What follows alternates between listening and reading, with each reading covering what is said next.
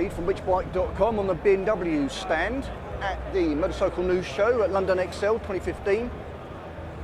Obviously BMW is synonymous with their touring bikes, and of late the fantastic S1000RR. This is the sport version.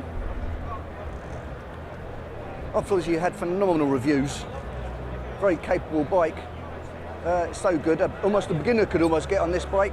It's got so many tricks and tools and electricity. F800R, looking rather resplendent.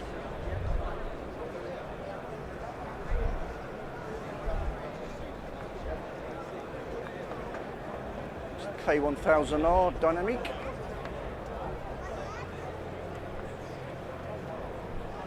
Let's go down the line. BMW R9T, retro looking street bike, isn't it? Actually, that's pretty attractive. Love that back. BMW R1200R Sport, looking good in white. R1200R. There's the exclusive version. Here are the big tourers, popular sellers. R1200RT on the left. Special edition, F800 GT on the right, very popular seller. We've got some real big boys here. Woohoo! The 1600s, special edition. Look at that, 1600 cc's. That's the GT luxury edition. Sat nav, huge amounts of storage. Everything you could want. Probably got a Bose sound system. Incredible looking bikes. That one's got an armchair. That's the exclusive model. Very nice indeed. With the Tyco racing bike. Look at this for a beast. We've got Michael Laverty over there. A couple of riders. Well, I've no problem taking that out for a ride.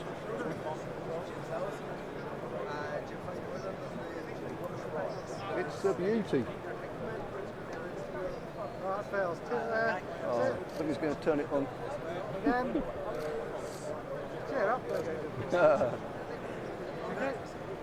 Now that is one of the most stunning bikes on the show, to be fair. Wouldn't mind taking that out on the road. It'll kick you all over the place. Fantastic. Well, here's the BMW C range.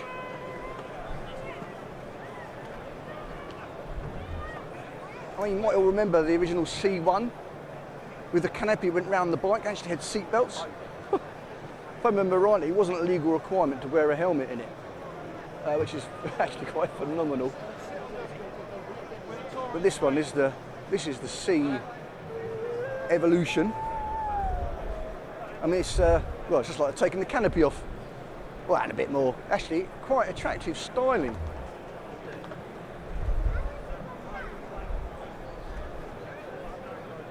Looks amazing. Looks like a super scooter.